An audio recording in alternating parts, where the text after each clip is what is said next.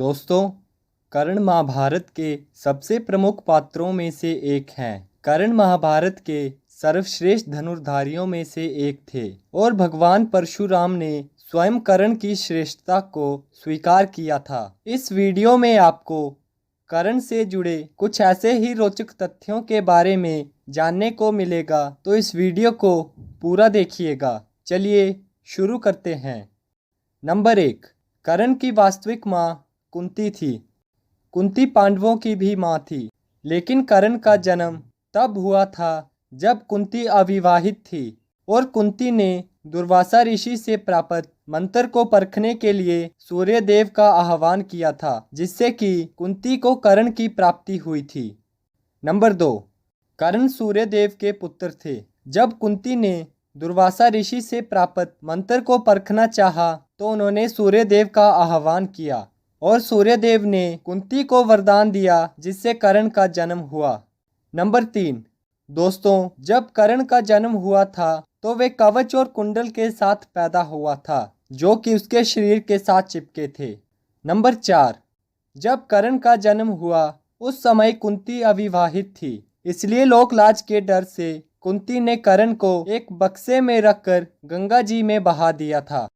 Number 5, कर्ण जब गंगा जी में बहता हुआ जा रहा था तो अधिरथ, जो कि भीष्म पितामह के सारथी थे, और उनकी पत्नी राधा ने उसे देखा और कर्ण को गोद ले लिया तथा उसका पालन पोषण करने लगे।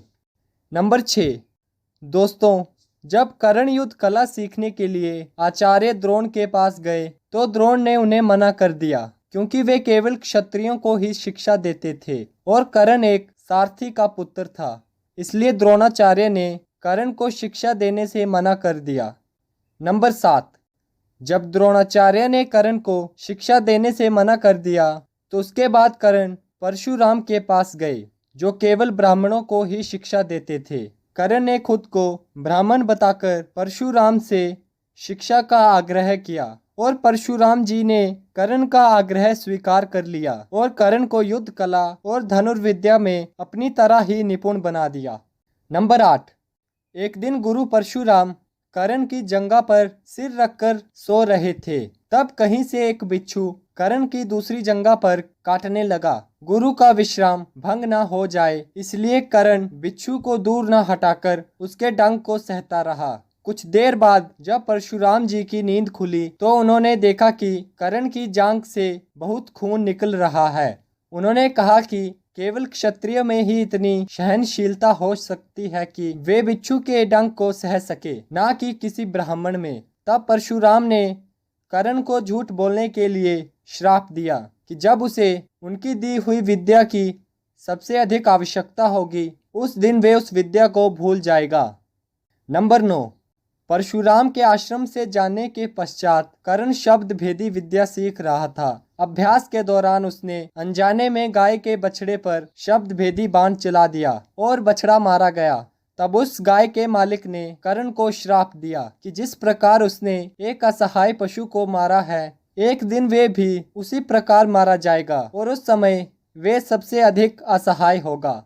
नंबर 10, आंध्र की लोक कथाओं के अनुसार एक बार कर्ण कहीं जा रहा था, तब रास्ते में उसे एक कन्या दिखी जो अपने घड़े से घी के जमीन पर बिखर जाने के कारण रो रही थी। तब कृपालु कर्ण ने उस लड़की की सहायता करने के लिए घी युक्त मिट्टी को अपनी मुट्ठी में लिया और घी को निचोड़ने लगा ताकि मिट्टी से घी निकलकर घड़े में गिर जाए। इस दौरान कर्ण ने अपने हाथ से एक महिला की पीड़ा युक्त ध्वनि सुनी। जब उसने अपनी मुट्ठी खोली तो धरती माँ को पाया।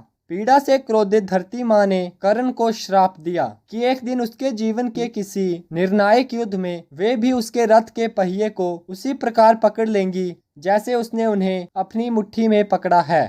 नंबर 11, जब कर्ण अर्जुन के साथ युद्ध कर रहा था तो उसने ब्रह्मास्त्र चलाना चाहा, परंतु वे ब्रह्मास्त्र विद्या को भूल गया, जो कि गुरु परशुराम का श्राप था। और उसी युद्ध में कर्ण के रथ के पहिए को धरती माँ ने पकड़ लिया, जो कि धरती माँ का श्राप था। कर्ण ने काफी कोशिश की, परंतु वे कुछ न कर सका, अतः वह बहुत असहाय हो गया, जो कि गाय के मालिक का श्राप था। और उसी समय कर्ण को असहाय पाकर अर्जुन ने कर्ण का वध कर दिया।